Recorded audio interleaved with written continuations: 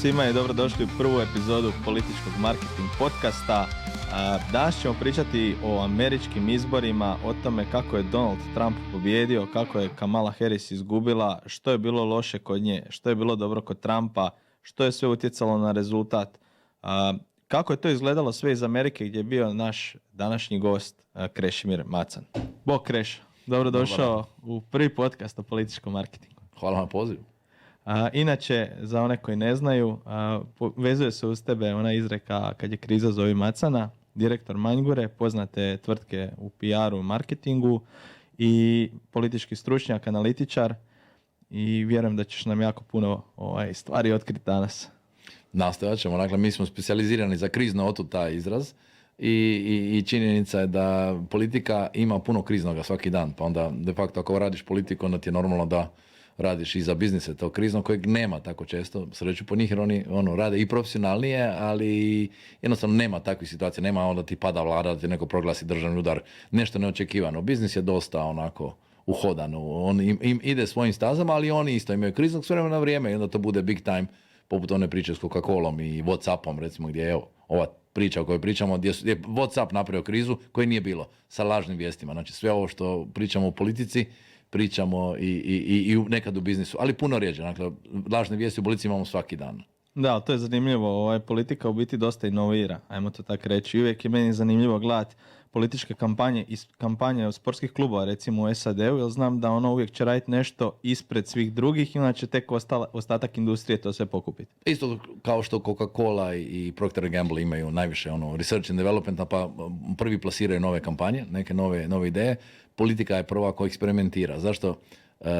Ta je ona priča sa ratom. Zašto se zove kampanja? Zato što su sve vojna terminologija. Dakle, mi nismo, pa realno mi smo protivnici, ali smo neprijatelji, ali smo protivnici, koristimo politički korektan izraz, ali osvajamo teritorije, osvajamo birače, vodimo bitke, imamo strategije, taktike, tajna oružja masovnog uništenja, sve imamo na raspolaganju. U nas nije masovno uništenje, ali u nas je masovni rič, znači oružje masovnog dosega ili da dođeš do svih da te niko ne vidi, to je onda undercover, neka tajna operacija ili gerila ili nešto i stalno imamo te tehnologije, omogućuje da stalno imamo novo oružje. Ono što svi pričamo, tehnologija omogućila da sve znamo o svima i onda smo počeli to ograničavati jer smo znali previše. Google, Apple, ovi najveći sustavi znaju sve o svima, ali ne daju drugima i daju nam donekle i Facebook, da ne bude nepravedan, Meta zna jednako koliko je ovo dvoje od nama i sad TikTok, vjerojatno uskoro će TikTok znati sve o nama. Svi znaju bolje o nama nego mi sami. Mi sami, jer prate jednostavno što radimo svaki dan, što gledamo, s kim komuniciraš. Social Dilemma, možete gledati onaj dokumentarac uvijek. Da, odličan na Netflixu. I dalje aktualan. Dakle, principi su isti, mijenjaju se detalje. Dakle, uvijek treba ga pogledati. Princip je isti, sve se ostalo nijanse. Apsolutno, ali od uvijek, znači, u politici se nije ništa promijenilo se samo sredstva i načini. Znači, od onog Bernaisa koji je rekao Masariku, ovom famoznom po kojoj se zove Masarikova, nećeš ti proglasiti Čehoslovačku, znači Češku i Slovačku ujedinjenu nakon Prvog svjetskog rata kad si ti mislio nego kad ja kažem. Pa zašto? Da odeš na naslovnice novina. Dakle, on mu je rekao kad mora ujutro proglasiti da bi to bilo na naslovnici svih europskih novina da bi stiglo ono vrijeme. Dakle, danas je puno brže pa imaš više opcije i više kanala imaš, ali principi su bili isti. Rok, publika, kako ćeš doći do nje. Uvijek pričam tu priču, evo pa možemo za početak ispričati jednu klasičnu priču koja je uvijek pitanje kako je Tito proglasio amnestiju u Jugoslaviji? Kako? Pa ja te pitam, da vidim tebe, ti si moderni digitalac, dakle 47. ajmo reći amnestija, neka opće 48. fulaću, ali kad je bila amnestija par godina poslije rata, morao je proglasiti amnestiju da se ljudi izađu iz šuma, da se prestanu bojati, mislim svejedno su i pobili poslije, ali morao je proglasiti amnestiju. I kako ćeš ti amnestiju obavijestiti u cijeloj Jugoslaviji? 47. Pa ili radio ili vlak. Radio krivo, ali ko imao radio stanicu? Bile sve su izbranili, niko nije smio slušati. To je istina. Osim ustaša i fašista i znaš da su bile, ko imao radio stanicu bio je odmah vođen u koncentracijski logor. Tako da vlak. Zašto vlak? Pa zašto je bila rasprostranjena željeznica i stavili su na stanice, koliko se sjećam, nekakve obavijesti. To je jedina infrastruktura koja je radila. Aha. Znači nije bila Jadranska magistrala, nije bilo nešto, ali jedna infrastruktura koja je uvijek morala biti obnovljena vlakovi, jer tako mora doći hrana, žito, ovamo, ljudi moraju putovati.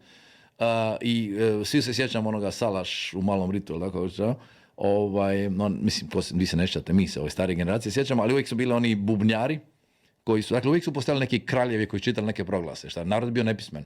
Ok, što dođe bubnjar, kaže okupite se svi, dođe na misu, dođe na nešto i kaže pročita i onda zalijepi. Za one koji znaju čitati, ali pročita za one koji ne zna. A oni koji dođu naknadno, evo, uvjerite se da je bio čovjek, ne? Zalijepi. I onda su to napravili, to su telali, ono što kažu Bosanci, telali. Znači, u turska vremena je došao taj teklić, što bi mi rekli glasnik, i pročitao, zalijepio, znači pročitao za nepismene, zalijepio da zna da je bio i kako se to brzo proširilo. Pa vlak mora proći cijelu neku trasu u 7 dana, prođe cijelu državu, od Vardara do Triglava i po svim trasama staviš dovoljno ovih kurira, dovoljno jedan, on se samo na svaku stanicu skrca, dok se skrca roba, on pročita, zalijepi, ajmo dalje. I vrlo efikasan, znači trebalo je 7 dana, ali u 7 dana je cijela država znala. Zanimljivo. Dakle, mi danas to koristimo društvene mreže, ali sistem je isti. Znači, nađeš mjesta gdje se ljudi okupljaju se na društvenoj mreži, pročitaš im, kažeš im na način na koji oni znaju, znači ako je to video, onda je to video danas i da onda oni dobiju neku informaciju. I sad, ako, ja uvijek kažem, moraš gledati gdje birači piju vodu, ja kažem, mislim, da, životinje moraju ići na pojilište, ili tako, ljudi isto moraju pojesti, popit, znači uvijek kažem, gdje čitaju vijesti. Jer postoji neka dnevna obaveza, moraš pojesti, popiti, ili tako, moraš se napiti vode i da si... I onda, znači, gdje je izvor? Gdje se oni okupljaju? I onda kad im definiraš izvor, samo im na taj izvor doneseš vijesti. Zanimljivo je, recimo, kad pogledamo danas, izbor vijesti za mlade generacije, po nekim istraživanjima čak 60 do 70% informacija dobijaju preko TikToka, što je onak nekakav novi izvor. Ne gledaju televiziju, ne slušaju radio, čak ne surfaju, ne posjećuju portale. Oni gledaju video. Oni dalje gledaju video, dakle video je primaran format, ali ga traže, srčaju ga preko TikToka i TikTok, mislim, možda preuzme tu poziciju prve tražilice, ako se ovako nastavi, prve svjetske tražilice. Jako su blizu, ali prije nego što nastavimo, pozivam vas sve da se pretplatite na YouTube kanal kako bi dobili informacije za sve nove videe i shortse koji će dolaziti, a sada se u biti možemo i fokusirati malo više na ono zašto si tu najviše. Bio si sa svojim timom u SAD-u za vrijeme američkih izbora. Prije nego što krenemo konkretno nekakve analize, tvoji dojmovi? Pa to je uvijek doživljaj. Dakle, ja sam bio 2016. i rekao sam da je naporno i onda me supruga pitala zašto ideš ponovo, ali sam išao zbog dečki. Jer oni kad sam ja pitao što je bonus ili putovanje, su rekli putovanje. Nikad nisu bili u Americi i nikad nisu bili na izborima. Jer mi de facto radimo takozvanu election tour. Imamo organizatora koji skupi 50 ljudi, bilo je Finaca, Šveđana najviše, Skandinavaca, Islanđana, nešto Turaka i tako drugih, nešto Latinoamerikanaca, više ne znam, ili bio, Brazilci su bili, i onda to je grupa 50, ali svi se bave nekakvom političkom komunikacijom i onda im je zanimljivo vidjeti iz prve ruke. Dakle, nećeš ti vidjeti nešto što možda ne bi mogao osjetiti da pratiš možda intenzivnije medije, ali ćeš vidjeti bez filtera. Uh-huh. Dakle, ćeš vidjeti je li gužva na biralištima, osjetiš entuzijazam na skupu, broj ljudi, osjetiš Trumpa kako rambla, vidit ćeš, što ti niko neće reći da je Kamala za zadnji skup planirala vjerojatno 100,000 ljudi, došlo 30. Aha. Jer smo bili na licu mjesta pa smo onda gledali koliko ograda. I gledali smo koliko je bila priprema uz ulazak i na kraju u 10 sati sam ja izašao, vratio se, mogao sam šetati kako sam htio, a to je trebao biti vrhunac skupa. Znači, za vrhunac skupa se dogodio neki antiklimaks, nešto nije, makar je bila Lady Gaga i sve ostalo. Dakle, te stvari osjetiš, s druge strane to je najveći show, kojeg, kad to ideš radi u Hrvatskom, on te malo gledaju čudno, ja sam to radio s laburistima svojevremeno, ali dobiješ super slike, dakle to su formule koje rade, znači kad imaš ove table koje oni dijele, pa diži table sa sloganima, sa bojama, da dobiješ super vizuale, dobiješ super emocije kad ljudi navijaju, to je cheering, ta kultura, dakle, ajmo reći, izbori su najveći show kod njih u svijetu, američki izbori su najveći show. Kako bi rekao Roger Stone, izbori su show biznis za ružne, jel?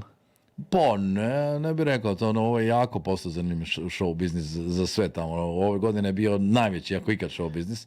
Navodno su ovi potrošili s te silne pare, to nisam gledao, navodno su plaćali ove celebrity. Je, na kraju je izašlo da ih nisu samo podržavali, evo podržat ćemo vas, nego da su ipak dobili nešto za uzvrat. Ali kad si već bio na tim skupovima, nekako se čini da je Kamala uspjela podići nekakav entuzijazam, napuniti dvorane i svoje skupove, ali kako je to bilo uživo? Koji skup je bio? Koja je razlika između skupa Trumpa i Kamale? Vidio sam po tvojim objavama mrč koji prodaje Trump da je da se mogu kupiti svugdje. Dakle, niko nije kupio Kamalinu ovu kapu, da pa imali smo narudžbe samo za Trumpove. Koliko god da smo ih donijeli, mogli smo ih prodati sve u Hrvatskoj.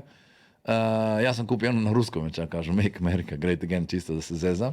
Ali je recimo merch je puno bolje išao. I s druge strane, zanimljivo recimo da je mercha bilo na Trumpovim, a na Kamalinim nisi mogao naći. Negdje se pojavilo pa nestalo, dakle nije bilo sustavno. A kod Trumpa je bilo ko hoćeš ti kapa, jer su oni su jednostavno, tu je bila se razlika u tom entuzijazmu. Oni su si uzimali klape, stavljali, imali su čak animatore, jedni drugi su, ajmo reći, imali animatore. Imaš te profesionalne stvari, dok ljudi čekaju u redu, onda ih oni zagrijavaju, ko na svakom koncertu. No? Dakle, ima neka pravila koja rade, ali je, ajmo reći, kako su rekli dečki, kaže, nikad s više LGBT osoba nismo bili okruženi na skupu od Harris, kaže, nije bilo nikog drugoga. A s druge strane, kad dođeš na Trumpov skup, onda shvatiš da je to ruralna, dosta jednostavna ekipa, ali idu mama i sin i gledaju Trumpa ko Boga i kažu, vidi što je rekao i to, i viču, cheers. Njegovi su općenito bili motiviraniji. Mi smo bili, znači velika razlika između ta dva skupa gdje smo bili smo na prvom, oba su bila u Pensilvaniji, znači u ključnoj državi koju on trebao dobiti jer je najveća i uvijek su završni skupovi tamo. I znači to su države prevrtljivice, što kažem, što mijenjaju. Mislim, to je došlo, swing je prevrtljiv, ne? Da, i to se dosta promijenilo za ove izbore. Pa 7 ih je bilo. Ohio više nije u igri, Florida nije u igri. To se mijenja sad kako se mijenja struktura stanovništva i sve.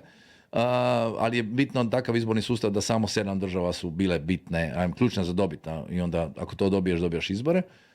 Jer i taj sistem da ko dobije državu, dobije sve glasovi iz te države. Znači, glasovi se ne dijele proporcionalno, da bi netko imao 51, 49, 6, 4 ili ovako nešto. Ne, nosiš 10 elektorskih glasova iz te države i takav je izborni sustav. Naravno, ne ga trebaju mijenjati, ali evo, imamo i mi izborni sustav koji se jedva promijeni nešto sitno.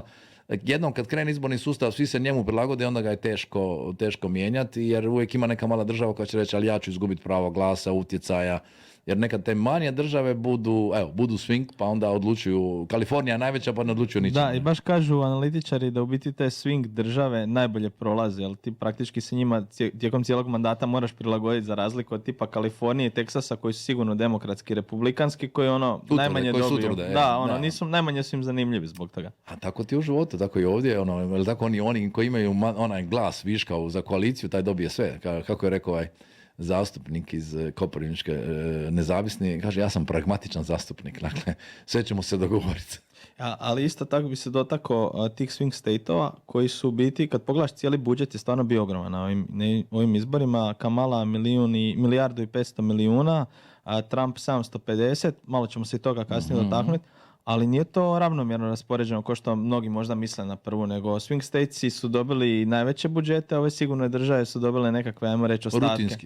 Rutinski, ali to je normalno. Pa ideš tamo gdje je bojišnica, tamo bacaš svu municiju, ne bacaš, kažem opet taj rat, znači ideš tamo najbolje snage, najbolje trupe bacaš u te države gdje je presudna bitka, a ovo drugo, znaš da stoji ili mirno, ne trošiš onda elitnu vojsku i novce tamo. Ili elitno oružje. Tako da je najnormalnije da, ajmo reći, da zapostaviš popular vote, jer on nije bitan, ali je Trump, moramo biti pošteni, dobio prvi put popular vote. Dobio jedno i drugo, dakle on je prvi put, Hillary je dobila ukupan broj glasova veći, a on je dobio izbore, a ovaj put je dobio jedno i drugo. Dakle, ovaj put mu je pobjedano 1/1 čista, ne možemo niko sporavati. Znači, ako sporavamo izborni sustav, onda možemo reći, ali čovjek je dobio i popular vote, znači više glasova je dobio. Na kraju nisam vidio koliko je izlaznost. Dakle, izlaznost je ovaj put bila sigurno oko 60%, koliko je bila i 16. i tada on dobija. Biden je dobio na izlaznost od 66% i to zato što je masovno više nego ikad ljudi glasalo prije. I glasali su poštom. I sad je tu navodno opet njihova teorija zavjere Trumpovih mage, da gdje je nestalo tih 30 milijuna birača. Jer je bilo, 110 milijuna birača, sad je bilo 78, znači 33 ili 111, znači 33 milijuna birača nedostaje sad. Ali to je jednostavno, u jednoj motivaciji ljudi izađu, u jednoj motivaciji izađu, u drugoj ne izađu. I makar zvuči to puno, ali nije to tako strašna razlika. Ali da objasnimo ljudima, u SAD-u imamo negativne kampanje, odnosno demotivacijske kampanje. I te kampanje su biti usmjerene prema tome da ljudima kažu, odnosno na negativan način pokažu njihov kandidata, da one izađu uopće.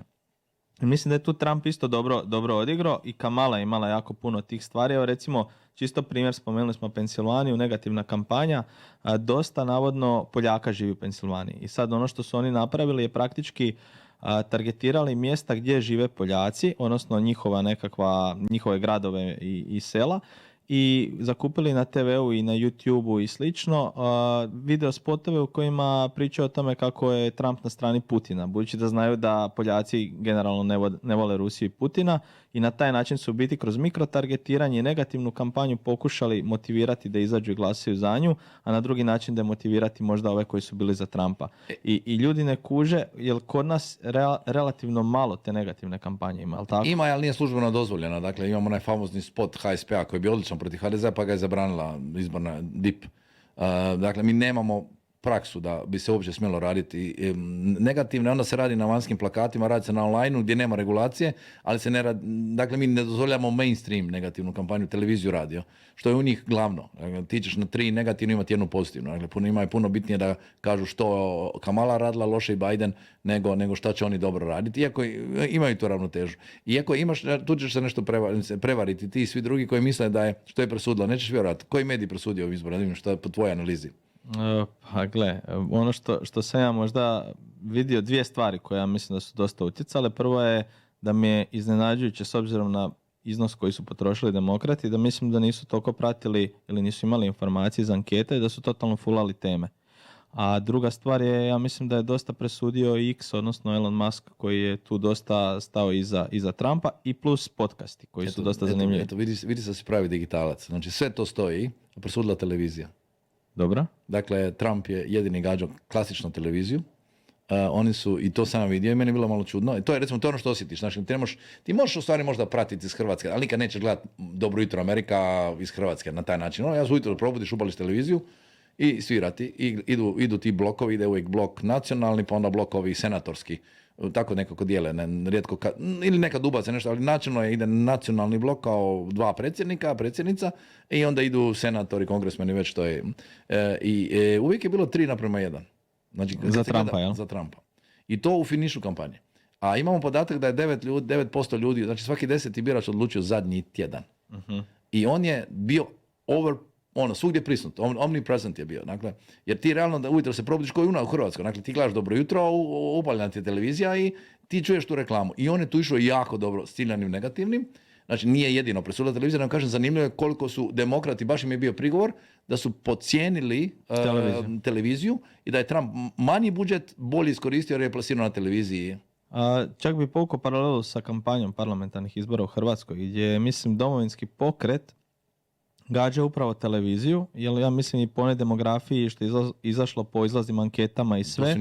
To su njihovi stariji birači i čak je i grafika i nekakav narativ bio prilagođen toj publici, ajmo reći nekako 90-ima. Tako da mislim da su u biti oni isto na ovaj način, sad što si spomenuo, što kopiraju, ali hoću reći, dakle, nema onog u ratu, evo, spomenut ću Ukrajinu, dakle, ove klizne bombe su najobičnije glupe bombe, ajmo reći, nikakve pametno oružje, ali su velike, teške i onda su na njega stavili neki GPS i ona pogodi zgradu i sruši je. I ti ne možeš se braniti jer ona je ogromno prase koje ono sruši najbolju utvrdu. Ako treba, oni bace 10, ali su one jeftine. Znači, neko staro oružje, Rusi su okrenuli koristiti vrlo efikasno protiv Ukrajinaca jer oni ne mogu rušiti te bombardere daleko jer ima taktika i za rušenje tih bombardera, ali nemaju to oružje. I odjednom neko klasično oružje postane dominantno jer se otvorila prilika. Tako i ovdje mi znamo da što nosi digital, ali nemojte nikad zaboraviti klasične alate. Dakle, klasični alat, ako nikoga nema na njemu, može napraviti dar-mar. Jer će odjednom ljudi reći, ali zašto ovih nema? Nisu dobri. Stvorit će se neki čudan dojam, krenut će neka priča. Stvori se percepcija, nisu dovoljno jaki. Nisu dovoljno jaki ili ne znaju što čine. Dakle, njezine, Kamaline poruke na kraju nisu baš bile do kraja jasne. Koliko god mi mislimo, primjeri koje smo izvukli za edukaciju, koju ćemo pokazati su, baš vidi se ta, evo ja ne znam ponoviti što je rekla, nešto ću, bilo je ta priča oko pobačaja, to smo si zapamtili, ali ne mogu zapamtiti niti jednu njezinu poruku. Sve Trumpove mogu ponoviti. To je ključna stvar. I ja bih se osvrnuo to na pobačaj, baš smo komentirali prije i komentirat ćemo na edukaciji koja je 11.12. u Zagrebu. Prvi takav koncept edukacije u biti gdje ćemo konkretno prolaziti postavljanje kampanje, analize, daćemo nekakve kejsove iz Hrvatske, ali i ovo što si spomenuo iz svijeta. Tako da ako se stignete prijavite se, ova epizoda izlazi utorak, imate točno jedan dan. Ali ono što sam htio reći baš vezano za te analize, svi znamo za te pobačaje, jer ona to jedino komunicirala praktički. Ja sam pratio i skupove i njene i Trumpove Ona je pozivala žene da govore o tome, na stage-u je bilo samo o tome, pa je pjesma bila usmjerena u tom smjeru. Znači praktički nije se doticala ni ekonomije, koja je bila glavna tema praktički po izlaznim anketama, ali tako, i druga je migracije. I Trump vidi se da je pratio tu analitiku i jednostavno je on komunicirao na taj način i vrlo jednostavno ono što si ti rekao. I sad, meni jako, volio bi da objasniš ljudima, pogotovo ovdje u Hrvatskoj koji nas slušaju u regiji, koliko je važna ta jednostavna komunikacija. Svi političari kod nas komuniciraju jako komplicirano. Da. Ono, ko da pričaju s ljudima koji su samo fakultet recimo završili, mada i oni možda ne bi razumjeli.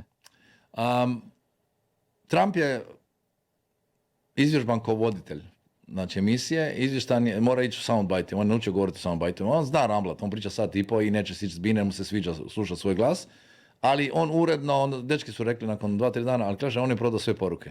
Znači on nije sišao dok nije sve isporučio što je trebao i ljudi, on je u ponavljanju, on zna što treba ponavljati i ponavlja, tu je idealan. Ali su poruke vrlo jednostavne. Ne? Dakle, ja ne mogu ponoviti Kamaline, iako kažem, ne možemo reći da su nužno fulali. Iako su trebali biti oprezni. Dakle, na početku je Trump prvo uspio da mu Vrhovni sud skine taj famozni zakon na federalnoj razini, taj slučaj koji je osiguravao pobačaj svima. I znači to je prvi overturn, znači promijenjena praksa Vrhovnog suda i sad su države morale ići na regulaciju da svaka država odredi ili imate pravo na pobačaj ili ne. Jer je federalni zakon, federalno pravilo, znači presedan federalni ukinut. Nešto krivo reći, Wayne Rogue, ne znam kako se zove taj slučaj.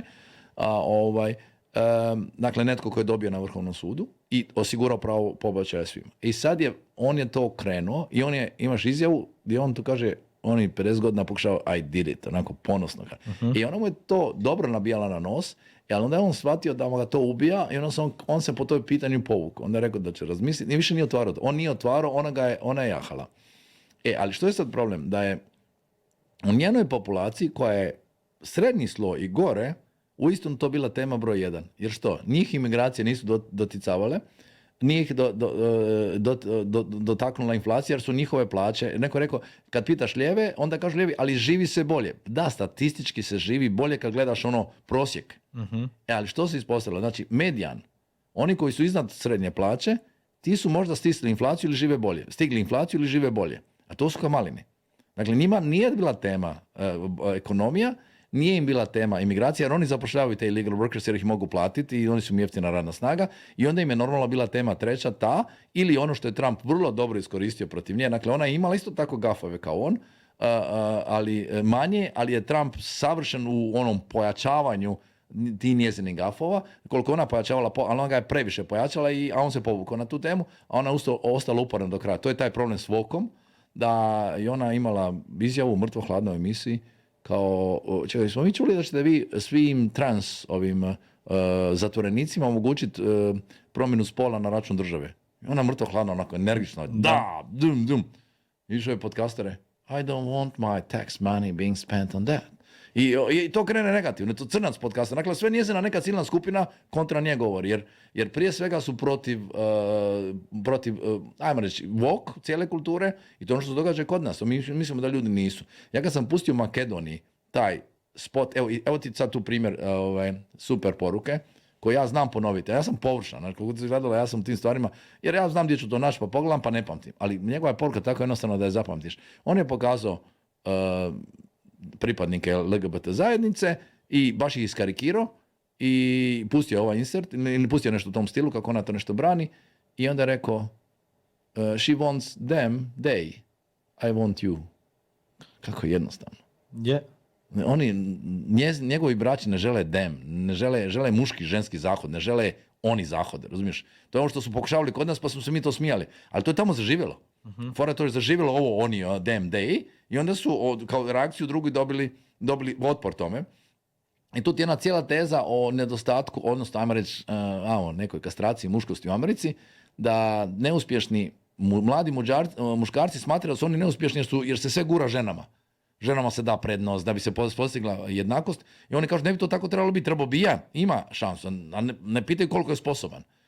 Tako da su oni uspjeli stvoriti i taj odijum prema ženama koji su glasale većinom za Kamalu, a za njega su glasali ti neobrazovani muškarci. Ali vratimo se na ovu glavnu temu. Dakle, ovi su osjetili, oni su na ideološkim temama doma, ali bilo je pitanje čije vojske ima više, čija je motiviranija? Trumpova. Dakle, ljudi ispod srednje plaće su navodno ostali po brojkama koje sam sad dobio. Nisam što do kraja gledao, jer smo uspjeli dobiti te brojke na kraju. Mislim, jednostavno ih je naći, ali ti neko mora izvući točan podatak za Ameriku. Kažu da medijan se u stvari nije bitno promijenio u inflaciji. Realno, čovjek koji imao tu ispod srednje plaće, znači to znači polovica ljudi koji primaju ispod te srednje plaće, ne prosječne, nego srednje. Znači, prosječna plaća je možda rasta, ali srednja nije. I onda su ljudi koji su siromašni postali još siromašni. Oni se jednostavno mogu kupiti manje. I to je ta famozna priča. Znači ja sam rekao they want them, I want you. I onda je pričao o bakici kako je baka otišla kupiti 4 jabuke i došla na blagajnu kao ne možete 4 za te $2, možete 3. I to je gorivo, sve što hoćeš, sve je poskupilo. Svi znamo da je Amerika užasno poskupila i to ljudi osjećaju time. I onda on, Lukavac, nekom je napisao, ljevičar mi neki napisao odmah u komentaru, ali znaš, baka je mogla ostaviti to na blagajni, može ostaviti više koji kod nas. Kaže, da, ali Trump je Lukavac, on priča, ona se jadna osiromašena, morala vrati kroz cijeli dućan, down the aisle, ostaviti jabuku, vrati se, izaći ponižena. I onda ljudi, nećemo mi to. I s druge strane, woke, to su ovi naši isto, ljevičari, zaboravljaju reći da su oni Amerikanci, Hrvati. I oni misle da se to podrazumijeva, da smo mi, ako si ti, ne znam, možemo SDP, da se podrazumijeva da si Hrvat. Ne. Desnica uredno crta da su oni jedni pravi Amerikanci, jedni pravi Hrvati. Ti stalno moraš isticati da si ti jednako to. I ako to ne napraviš, onda se napravi ta razlika da su oni patrioti i ti vidi, zastava nema zbog sigurnosti, ali vidiš po brandingu, jednostavno je taj patriotski branding i ta Make God bless America, znači Bože čuvaj Hrvatsku. Mi smo to vjerojatno to od njih posudili, prepjevali za HDZ, ali God bless America je pjesma iz 96, ako se ne varam, all type. Ali to ima toliko prerada, na svakom skupu to svira, svi znaju riječi, pa mi smo na kraju shvatili, ja sam stavljao pod podcast, pod ove storije, tu pjesmu, jer dizalica je dobra i na način kako oni, znači imaš jednostavne poruke, imaš emociju i s druge strane, evo, tako je mene oduševila. Imaš odgovore na sve. Trump ima puno bolje odgovore na sve što je nagrad. Dakle, on prije njega, mislim da su bili još neko 2 muška, ali su govorile 3 žene. 3, pa 2 muška, ali ti su bili na funkcijama, to su baš bili kandidati i onda on. Ali te 3 su bile ubojice. Jedna bivša njegova glasnogovornica, jedna je bivša voditeljica sportskog programa koja je potjerana jer je imala nešto protiv Voka ili nešto, podržavala je Trumpa, da i Trump sam ubaci sebi u avion. A ova Danica Patrick je Danika, bi što rekla, ali Danica, ali nije naša, provjerali smo. Lijepa žena, vozačica NASCAR-a, dakle, neko tako izađe i ne čita, možda je imala prompter, ali nisam mu dao. Znači, to je govor koji sam samo rekao, wow, šta je ovo? Jer bitno je, jer svi očekuju nekakav drugi tip žena da će se podržati Trumpa. Ona izađe, uzme binutu i samo kaže, ja ne želim da se osjećam less proud as American, i kaže, to je jedno predsjednik Trump, razumije. I on je meni dao da se osjećam ponosnom Amerikankom. I žao mi je da nisam snimio taj cijeli govor. Ja imam samo jedan dio govora da ljudi vide kako su 3 minute, može sve reći i da zvuči autentično. Možda je ona to naučila na pamet, možda je uvježbano, ali zvučalo je kada govori iz srca, i top je bilo. Ali to je ono što pričamo, jasne poruke, kratke poruke. Ali vrlo je jednostavno, ja želim biti proud American. I ja sam uspješna zvijezda, a uspješan sam u životu i ne želim da Miko kaže da ne smijem reći da sam ponosan pod američkom zastavom. Tako da je, Kamala je imala s druge strane te celebrity, oni su svi išli, dakle imamo Bruce Springsteena, sve te velike zvijezde koje su pričale o pobačaju, imali smo te slučajeve gdje su žene... Taylor Swift na kraju kraja. Da, Taylor Swift, gdje su žene stradale, ali vam reći u toj celebrity bici, on je imao Maska, imao je druge, tako da imao Rogana. On imao svoje celebrity i tu su oni izjednačeni. Tako da nije da celebrity kultura ne radi, nego su bili izjednačeni, jer ti možeš čuti babu kad kaže, ja to nisam mogao tako interpretirati, ali sad mogu kad sam čuo. Ali znači, mi uvijek slušamo te male ljude i na njihove riječi samo vratiš kandidatu. Kad je on rekla, kako ćemo sad mi pokazati Kinezima, Rusima, imamo Maska, sad ćemo mi letiti na Mars, na mjesec, niko od nas ne može stići, bit ćemo opet velesila. Ponos. Ponos. I oni su bili, kad bi se Musk pojavio, kao baš super zvijezda. Ali su, kažem, imali i druge, znači nije samo, imali su poput ove Danike, koja je NASCAR zvijezda i za tu populaciju, ali on je vrlo vodio brigu da, kaže, ima 3 žene. Ali ja bi samo sad zastao na Trumpu, u biti. Idemo vidjeti još koje su neke njegove prednosti bile, kad smo već se njega dotakli stvarno s ovim nekakvim stvarima. Po meni jedna od dobrih stvari je što on, ovo što si rekao, ubacivo te sve ljude koji su demokrati možda izbacivali. Kennedy je došao isto kod njega, što je sigurno on je dosta bio uzrokovalo. inkluziv, on je sve luđake sebi uzimao, znači sve luđake i druge, ne? Ali je prihvaćao i te, ajmo reći, nac, što bi ih javno smatrala nac. On je bio inkluziv jer računa da mu treba svaki glas. I ono što je nas zbunilo, dakle, ljudi moraju shvatiti da je Trump na tom skupu govorio o tome da ćemo ukrasti izbore. I mi se naravno pitamo, gledaj, mi nemamo informacije iz stožera, ako on najavljuje da ćemo ukrasti izbore 2 dana pred izbore, nešto se kuha. Ili je razlika na blizu, jer da je on znao da će ovako pobijediti, pa ne bi uopće o tome pričao. On je cijelo vrijeme pričao da ćemo ukrasti izbore. Dakle, jer je bila medijska slika, jer mediji su uglavnom lijevi. I to se sad, iz aviona se vidi, znači osim Foxa, svi su mediji navijali za demokrate, realno. I dobro su prenijeli tu nekakvu sliku. Kad pogledaš, ti si bio na konferenciji i onda praktički kad sam vidio pitanja iz Hrvatske, većinom su svi rekli pa ne, pa super se živi u Americi i slično. U biti to su oni iskomunicirali preko mainstream medija koji su onda to proširili u svijetu. I mi smo imali, ako pratiš samo te medije, imaš totalno pogrešnu sliku u izborima. Ali opet moraš izvući ključnu informaciju. Dakle, mi smo rekli da ljudi sa ispod srednje plaće, druga polovica društva je živjela lošije. Oni su glasali za Trumpa. Druga, gornja polovica koja je živjela bolje, samo su bili motivirani, njima je život u pitanju. Ovima je dobro i ovako. Da, i oni nemaju potrebe ni izaći možda. Pa nisu toliko, znači nestalo ovi 30 milijuna koji su izašli za Bidena, jer su rekli ne želimo Trumpa više, znači. Ali, možda opće statistike, svi kažu Bidenova kao performance, znači njegov rezultat po pitanju ekonomije uopće nije bio loš. I zato su oni rekli možda ne treba to objašnjavati, stari, treba. Znači, ako si ti imao dobar rast i sve ostalo, moraš sve to prodati, jer šta si napravio? Jer kad ti gledaš negativno, on ispalo je po Trumpu da su oni uništili državu. Brojke su, i to onda lijevi kažu, ali brojke su posve suprotne. Da, ali ko zna? Evo, ni ja ne znam brojke, jer nisu me više zanimale poslije izbora gledati ih, nego sam išao traži koji je argument bio presudan. To je bio ovaj malo o plaći. Znači, koga je prestigla inflacija? Male.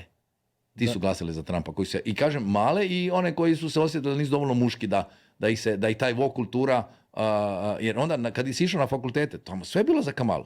Ali ko je to? Elita. O čemu pričamo? Ovo su non-college education. Oni kažu non-college, srednja škola. Ko je većina u Hrvatskoj? Srednja škola, osnovna, ljudi moji. Ko viče za dom spremni, pa ne viče ovi s fakultetom.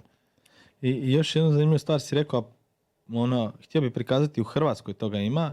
Znam jednu kandidatkinju koja je sa mnom pričala na prošlim parlamentarnim, ne sad ovim, nego na prošlim, to jest lokalnim, ispričavam se, i ona je napravila jako puno od toga za svoj grad, ali to nije komunicirala. I onda je praktički jedva ušla u drugi krug, izgubila je skupštinu, gradsko vijeće u biti, i bilo je kao, pa kak je to moguće? Pa jesi komunicirala? Pa da, ali ljudi su vidjeli šta smo sve napravili. Vidjeli, jesu, ali su zaboravili. Ti njima moraš konstantno komunicirati i objašnjavati. 6 mjeseci, znači birači pamti, kako su ovome oprostili? Pa šta znaju oni više? Ko znaju ko je bio premijer Sanader, kad je bio? To je bilo davno dana. Ja sam pamtio te neke stvari i onda dođe nešto na naplatu i onda shvatiš da nikoga nije briga u tom trenutku. Kad sam rekao sad će biti nešto veliki naslov, niko. Nije više vijest bilo prije 10 godina, nije zanimljivo, idemo, već je neka nova vijest pregazila. Dakle, moraš ti kontinuirano govoriti i ponavljati to što radiš, a on je tu bio, on je od početka krenuo, on je vrlo dobro odgovarao na sve negative. Dakle, opet jedan spot kojeg pamtim i koji je bio na početku, pa sam ga sad gledao kad smo pripremali materijale nije bio u vrijeme kad smo mi gledali, mi smo gledali te završne. Ti završne su bili, fakat su nju ubijali negativno. I ona na to nije odgovarala. Znači, 3:1 je bilo. Dakle, nek su 2 negativna, 1 pozitivan i kao mala imala 1 pozitivan. Ne možeš to ako to radiš zadnje dane. Svi znamo da su, pokazuje 9%, svaki 10 odlučuje u zadnjem tjednu. U Hrvatskoj je navodno na parlamentarnim izborima 17% glasilo na dan izbora. 17%. Odlučilo. Svaki 6. Odlučilo na dan izbora. Da. Svaki 6. To znači da je zadnji tjedan kampanje najpresudniji. Ne možeš tu zeznut. I on je krenuo na početku i ti gledaš predsjednički spot. I to su oni kadrovi, znaš, kad se Marinci razdvajaju. I recimo, to isto nešto što ne smiješ kao u Hrvatskoj radi, kao, oni imaju neku ogradu, kao, pisalo u jednom trenutku, kao inserti sa US Navy, oni sa Marine One, su korišteni, nešto piše, znači ima neka ograda, da se moraš ograditi, jer inače bi svaki, ali ti smiješ koristiti te slike iz života bivšeg predsjednika, da on priča o svojoj karijeri. I on je radio o toj karijeri, jer on je htio riješiti ovu priču, onu pobunu na Capitolu, i onda je rekao, i to što s njega ganjaju, onda imaš te sve news spot je vrlo jednostavno da imaš te vijesti kao pretraga, Mar-de-Lago, FBI upao na posjet Trumpa i tako dalje. I on sve to priča i pokazuje kako je on činio Ameriku velikom, kroz te emocije, naš zastave, Marines, avioni lete, ono, sve što smije. I završava kao, hoće reći bio sam dobar predsjednik i kaže they are not after me. Znači ne idu za mene, ne idu po mene. I they are after you. I znači idu po vas. I jedina osoba koja stoji između njih i vas sam ja. They are after you, not me. Viš kako to, gledaj, to je basic, to svak razumije. I opet jednostavno. Ali viš kako sam ja zapamtio, kažem ti, ja znam gdje ću naći primjer, ali ja sam ovo možda vidio 2-3 puta, jer držao sam u stvari edukaciju i onda sam testirao što će ljudi zapamtiti. Zapamtili su sve njegove poruke. Meni se sviđa, ja često spominjem te primjere na edukacijama i slično, inače kako je radio onu kampanju protiv Hillary. Ne? I to puno ljudi ne kuži, a i dalje se to radi kod nas. Pa ono čisto da svi još jednom čuju. Hillary je imala u cijeloj kampanji oko 300,000 različitih varijacija oglasa. Trump je za isto vrijeme imao 5,9 milijuna.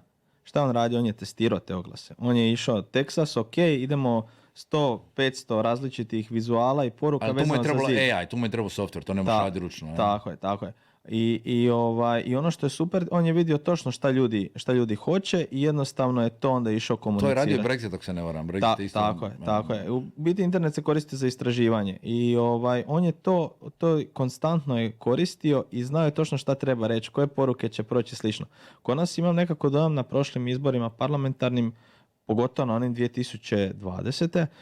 Da su se kandidati, ok, imamo marketing, nekakav plan, program, snimimo spot i vrtimo ga do kraja kampanje. Mi ništa ne istražujemo, mi minimalno istražujemo, ti to radiš i zato mi će biti super edukacija, jer ti si voljan podijeliti kako to radiš, znači onaj ko bude došao na edukaciju će dobiti tajno oružje ako ga zna iskoristiti ili će angažirati tebe ili nas već koga, ko bude radio, ali činjenica da ćeš ti pokazati princip po kojem se to može raditi, sad, do vas je zašto to ne radite. Svi ti alati su dostupni. Tako zato mi volimo gledati u Ameriku, zato volimo gledati što oni rade i što pali, ali ok, imamo to ABCD testirani kako hoćeš i to svi pričaju, može se testirati pa niko ne testira. Nešto u komercijali malo rade, ali u politici minimalno testiraju. A ti možeš doći do boja, do svega, jer sve ovo što ti stavljaš, što si ti sve istestirao. Dakle, sve si probao i znaš da radi. Ja uopće te više ne pitam zašto je narančasta, zašto je žuta, zašto je crna, jer si negdje to gledao gdje je radilo, pa si kopirao, pa si vidio, testirao si sigurno i prolazi. I svak mora naći svoje boje, mora naći svoj font i ostalo. Nije to sviđa mi se, ili ja bih rekao. Ali ovo je jedan detalj testiranja.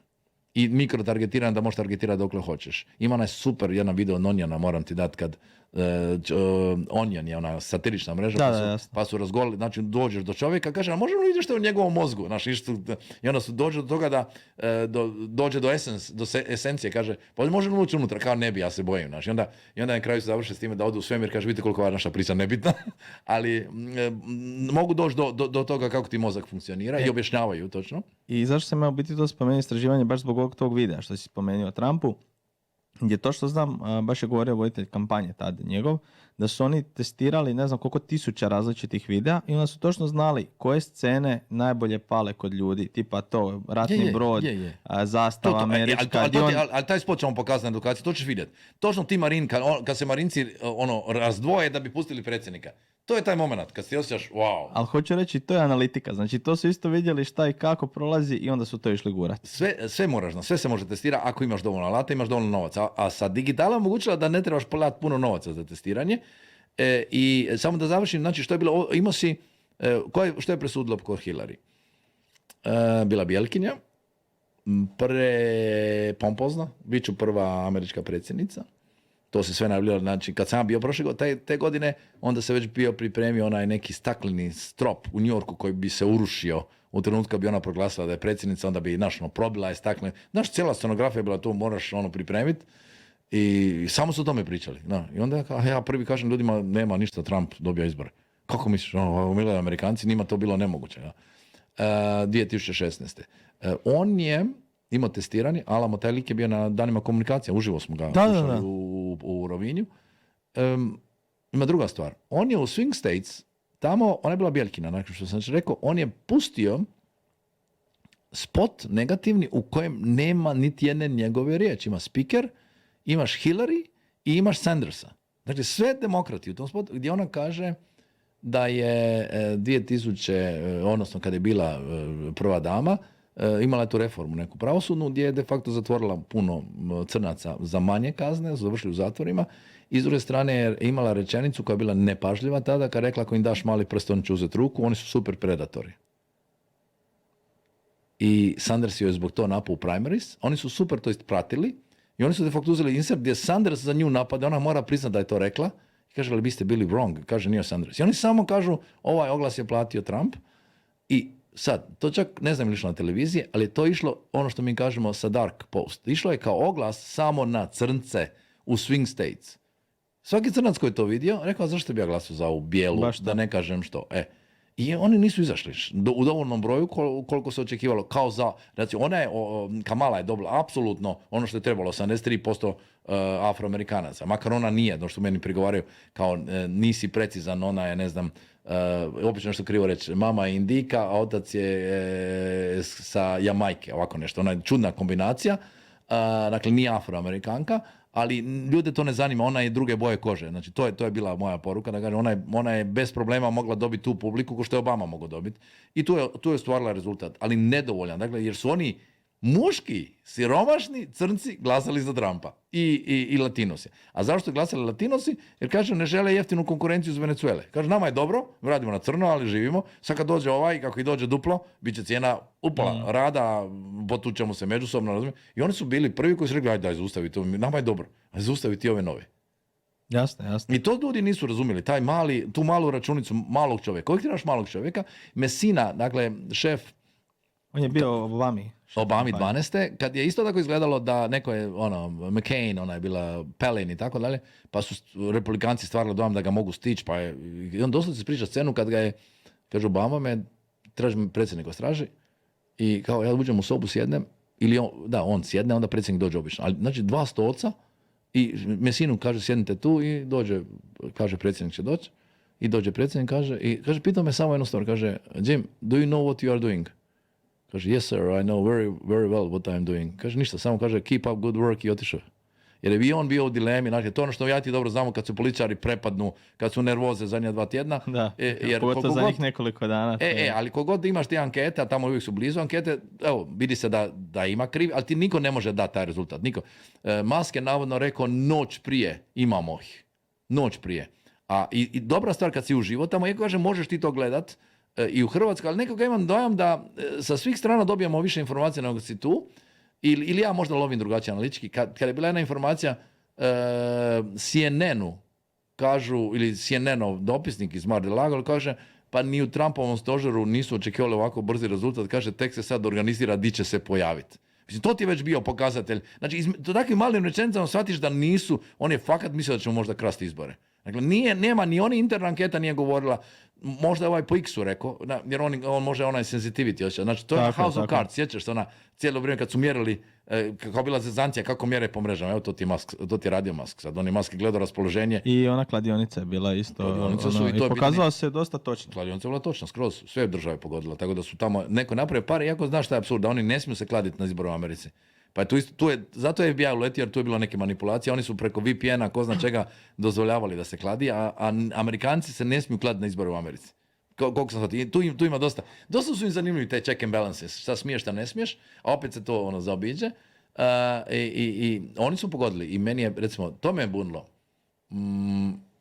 Ali onda sam imao jedno krivo obrazloženje sebe, da odeš na Times Square, mi smo bili, došli smo u srijedu, dakle 5 dana pred izbore, i tebi se pojavila ogromna reklama za taj, ili za tu kladionicu, za neko, ali bilo je Kamala, Trump, cijeli neboder se ledu i piše 60-40.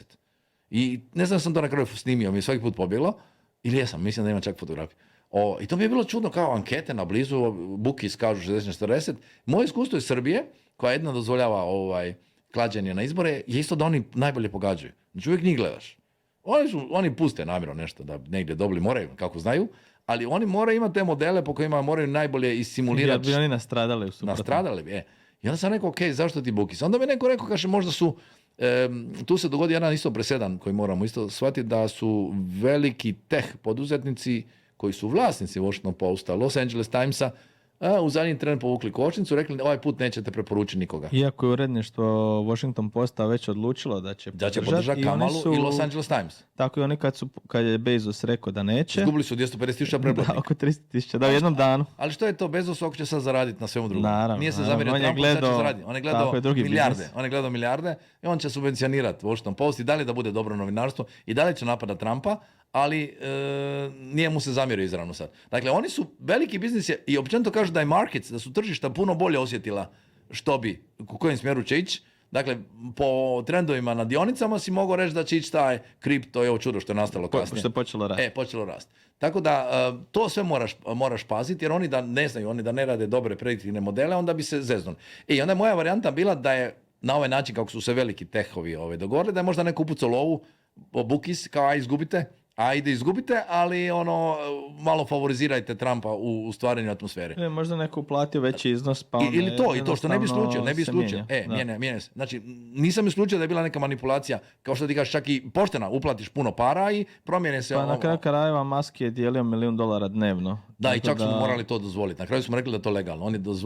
On je dijelio $1 milion za onoga koji je glasao ranije, jer oni su prvi put su jedni i drugi radili, republikanci su ti uvijek radili kampanju da ne ideš na glasanje. Znači ima ideja voter suppression. Sad zamisli, Amerika, zemlja demokracije, njihova glavna strategija bila da ljudi ne izađu.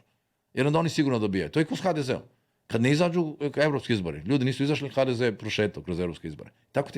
Tako ti je bilo republikancima godinama. Ali kako su nastradali s Bidenom, kako je bilo puno tih glasova u pošti, sve onda su rekli, idemo apsolutno rekordni izlazak, iako kažem puno manje, jer jednostavno manja izlaznost, 33 milijuna manje, da bi, ja sam pitao ljudi, jer nije mi bila jasna, a što ti misliš, nimaš taj odgovor, zašto bi toliko išli na early vote, zašto bi toliko forsirali glasanje unaprijed?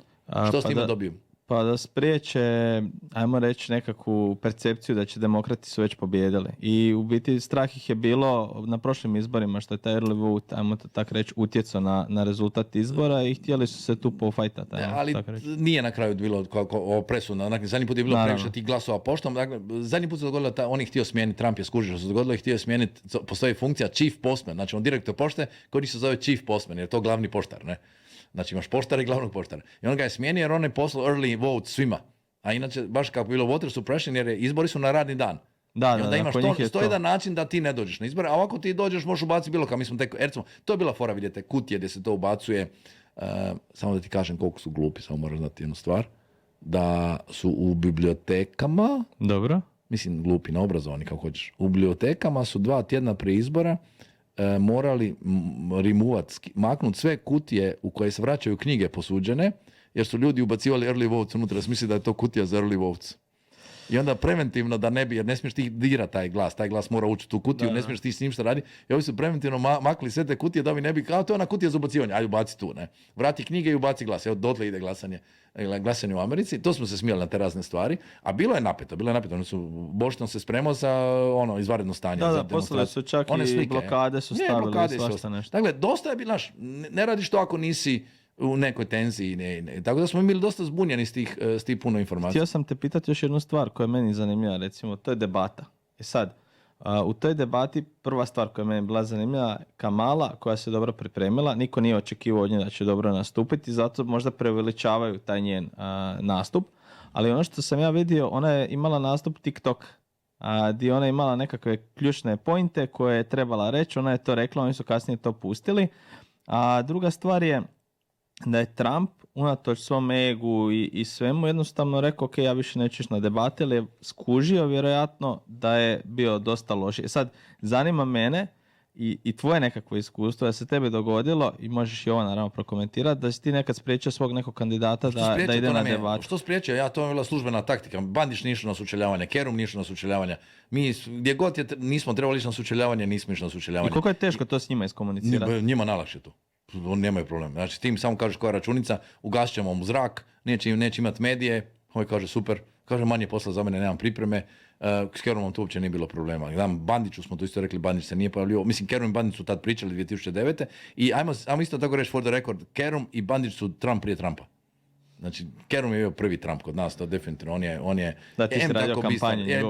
Ali sve je koristio, vrlo je brz i on je isto bio javna osoba, on je bio celebrity prije nego što je ušao u biznisu je bio, da. I onda su ga, ali bio je celebrity, znači pričalo se o Maybachu, kako vozi, jel tako, kako on ne plaća kazne, kako vozi kroz zatvoren Sveti Rok, jel tako, svašta je pričao. On imao te TikTokove prije 15 godina, čemu pričamo? On je bio najviralniji čovjek u Hrvatskoj. I onda nije bilo, ja sam odmah rekao da će dobiti. I onaj pršut. Ma pršut je došao kasnije, to ti je sad nedavno, pršut je zadnjih 5-6 godina. Ali tad je bilo... Ali hoće reći, zna stvoriti priču oko sebe. Ma ne samo, ali pomogli su mu neki drugi. Dakle, on ti je... dobro, Kerum je priča za sebe, nećemo sad trošiti, ali Kerum je s jednom naslovnicom dobio izbore. I to 10 mjeseci prije izbora. 8 mjeseci pred izbora. Ali hoću reći, to su te jednostavne stvari kad ti procjeniš da li dobijaš ili gubiš sa debatom. Dakle, ako ćete... Bandić je kad je bio predsjednički kandidat, on je izgubio na debati. On je došao u emisiju kod Bage i kad ga je pitao ko je povjerenik za vanjsku politiku, rekao baš me briga. Ne možeš to reći. Jer ima dio ljudi koji se ne mogu pripremiti. Znači, možda Bandić već nije htio tada učiti pripremati se i nije mu smatrao da je važnim, a Trump je star.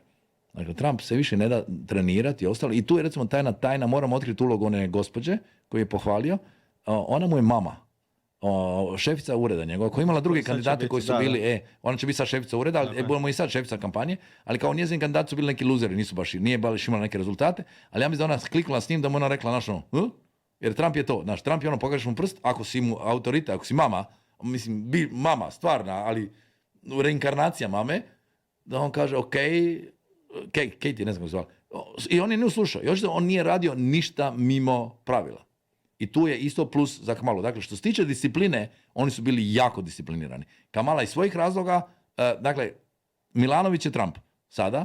Dakle, ako Milanovića pustiš da rambla, reče svašta. Uhapsite djecu ustavnih sudaca i onda su kukali taj dan što se dijeli taj video. Pa šta je rekao? Nije ga niko izrazao, doslovce je to rekao ljudima, pa to je skandalozno bilo.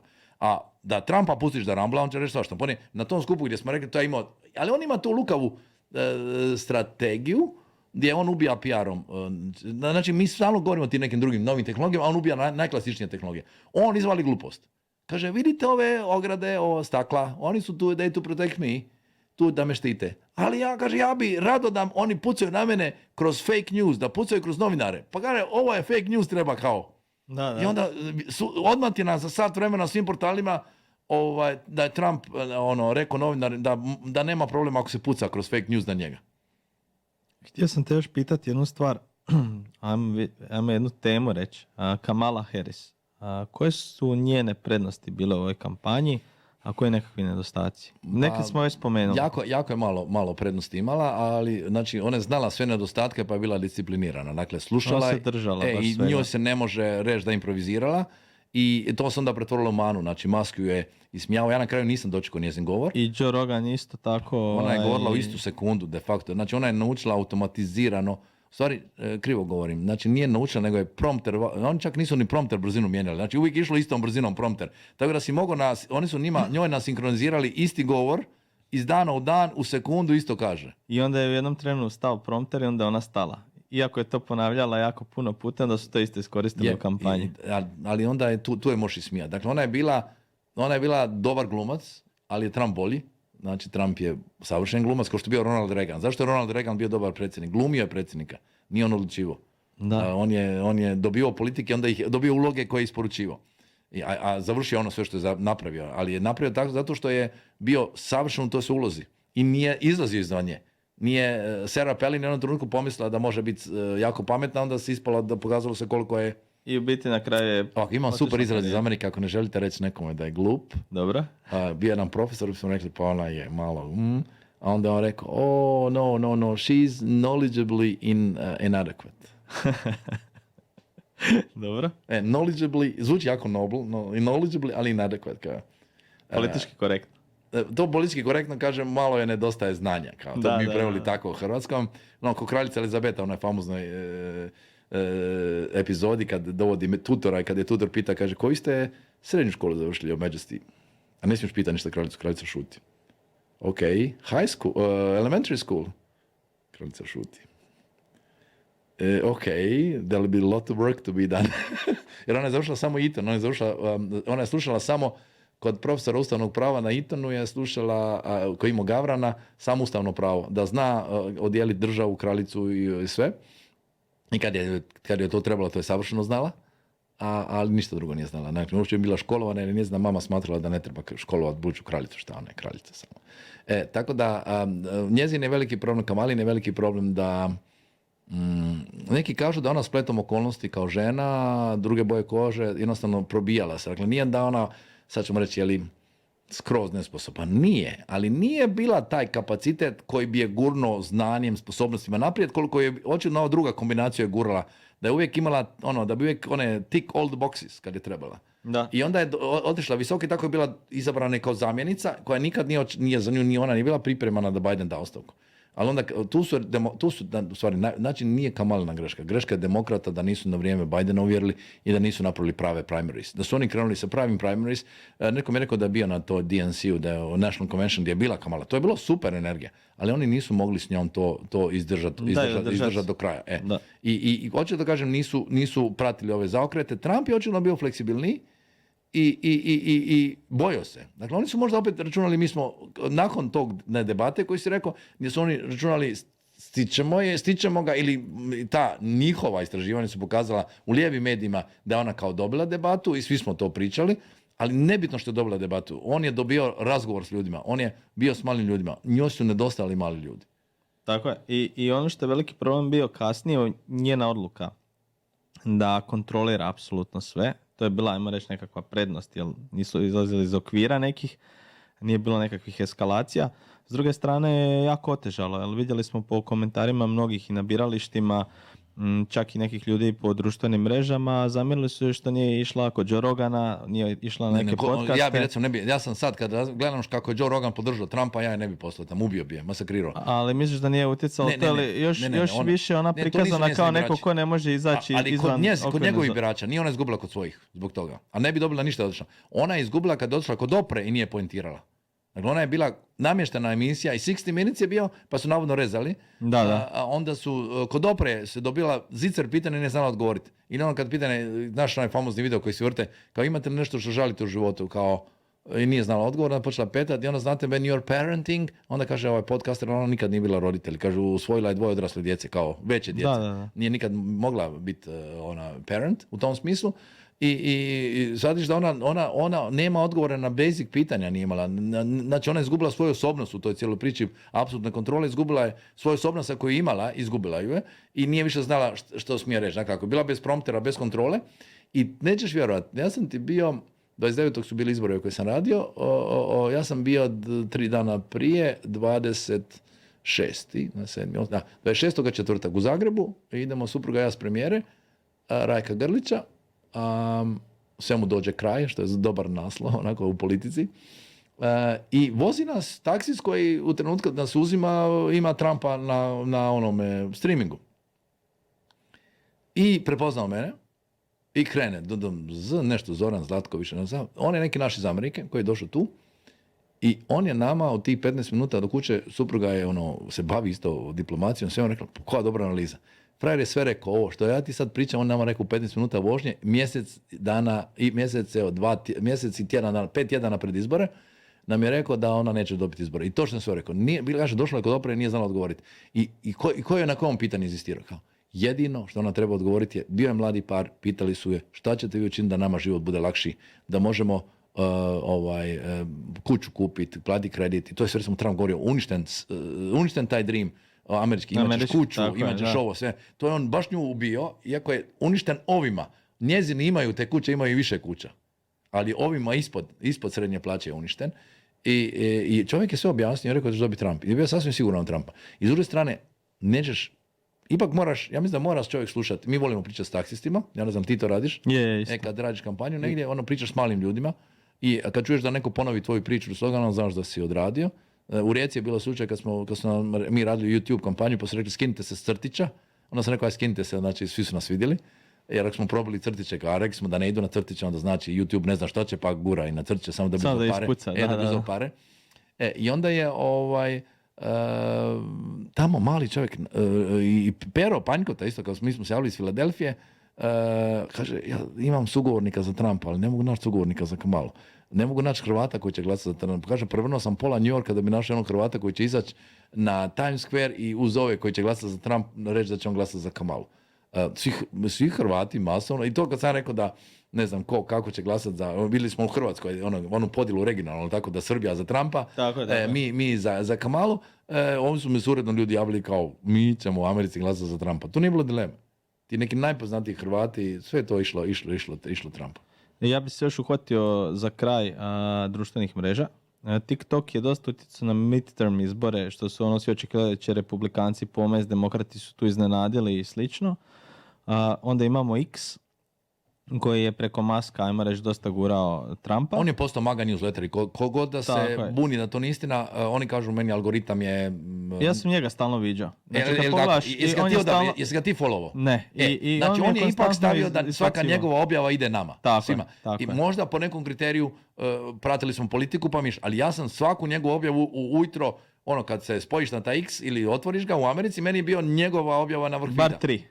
Bar tri. Znači on je nešto napravio, makar je taj kod javan i ostalo, ali on je rekao ko prati politiku i gurnimo još mene 3 puta. Znači, on je sigurno utjecao na ljude na taj način. On je utjecao više od ove Taylor Swift. Zato što ona utječe svjetonazorski, ona je woke i tad je. A on ih je motivirao. Znači Taylor nije zvala svaki dan. Taylor je odradila što je trebala i nije smjela pretjerivati jer su ovi mrzili. Jer ona isto, kažem, pola je toga uskraćenog muškarca i samo Taylor Swift nešto, pa običaj neko, razumiješ? To je Amerika, ludi su. Ali ovi su motivirani bili. I zanimljivo, recimo društvene mreže, kad kažeš, meni jedno komentirali Trumpovi.